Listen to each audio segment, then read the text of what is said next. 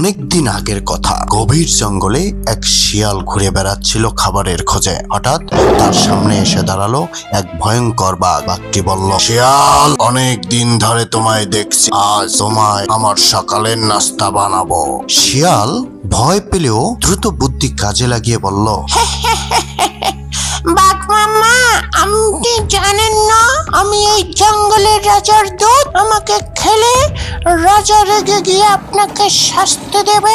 বাঘ কিছুটা চিন্তিত হয়ে জিজ্ঞেস করলো, তুমি কি প্রমাণ দিতে পারো যে তুমি রাজার দূত? শিয়াল বলল, চলেন রাজার কাছেই যাই, জিজ্ঞেস করেন। বাঘ রাজি হলো, বলল, চলো। শিয়ালের পেছনে হাঁটতে লাগলো। কিছু দূর গিয়ে শিয়াল এক সিংহের গুহার সামনে থেমে বলল, এই হলো আমাদের রাজা, এখন আপনি ভেতরে গিয়ে জিজ্ঞেস করুন। বাঘ গুহার ভেতরে ঢুকতেই সিংহ তাকে দেখে হুঙ্কার দিয়ে তেড়ে এলো। বাঘ ভয়ে পালিয়ে গেল।